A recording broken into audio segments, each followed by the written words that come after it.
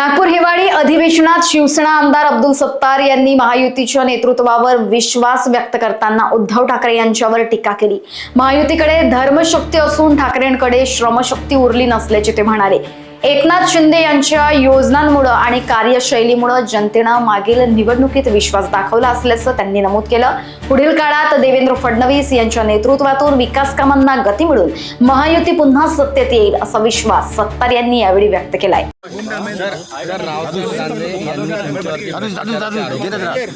कसं उत्तर देणार आहे? ते खरं म्हणजे जो भ्रष्टाचारी माणूस आहे त्याला भ्रष्टाचाराची आठवण येते। मी पहिलेच बोललो का त्याला आता जोपर्यंत लोकसभेमध्ये दुसऱ्यांदा पडणार नाही तोपर्यंत सुधारणार नाही। नक्कीच, पण जे आरोप केले त्यामध्ये किती तथ्य आहे? अरे काय तथ्य नाही, काही सत्य नाही, बोगस मतदान घेऊन जिंकले असं म्हणतात ते।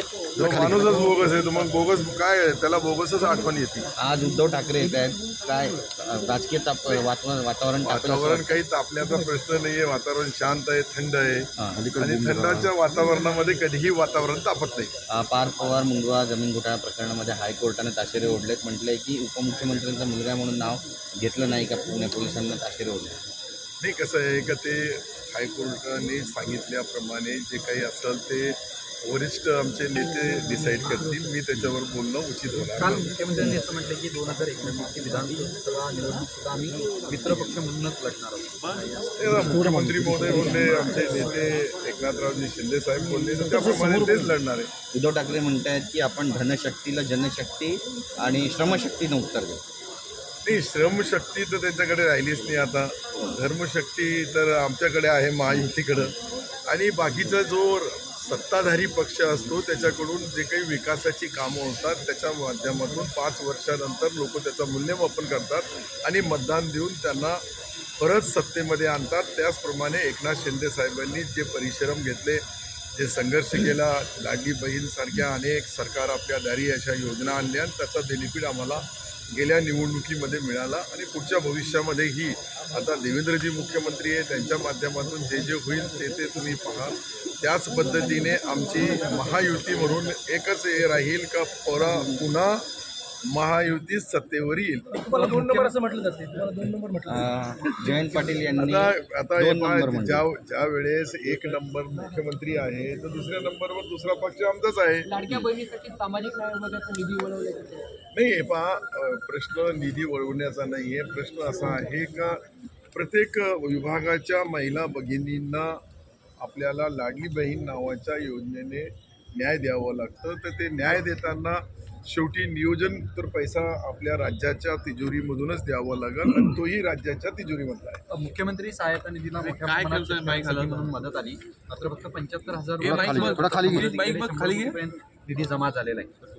नाही, हे तुम्ही जे बोलले हे हा मुद्दा जी चर्चा शेतकरी बांधवांमध्ये आहे, मोठ्या प्रमाणावर जमीन खरडल्या गेल्या, मोठ्या प्रमाणावर अतिवृष्टी झाली, सातत्याचा पाऊस झाला, याच्यामुळे नुकसान आहे, यामध्ये कुठेही तीळमात्र शंका नाही।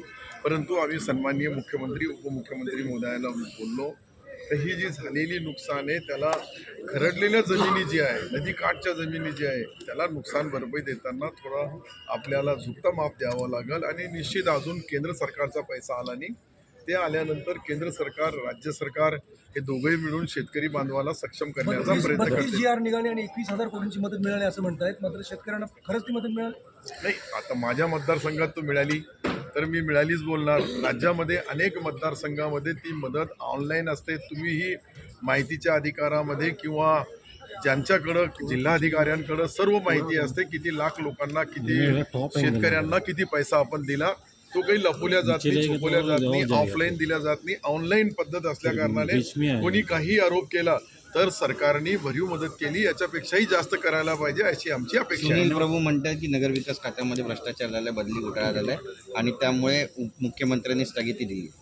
मला सुनील प्रभू साहेब विरोधी पक्षामध्ये, आणि विरोधी पक्षाचा कामच आहे का विरोधला विरोध करणे, सत्यता ते कधी दाखवत नाही। परंतु मला असं वाटतंय का एकनाथ शिंदे साहेबांनी जे जे नियोजन केलं, जे आतापर्यंत नगरविकासमध्ये निर्णय घेतले, ते आतापर्यंतच्या इतिहासामध्ये कोणत्याही नगरविकास मंत्र्यांनी घेतले नाही। उद्धव ठाकरे सांगतात की 2 शिवसेनेमध्ये भांडणं लावली जातात आणि भारतीय जनता पार्टी मजा बघते। नाही, आता उद्धव साहेब मोठे नेते आहेत. मी त्यांच्याबद्दल काही बोलावं इतका मोठा नेता नाही आहे, परंतु सध्याच्या परिस्थितीमध्ये जी आहे थोडाफार घरामध्ये बी एक दोन भाऊ असले तर एकमेकाला वाद होतो.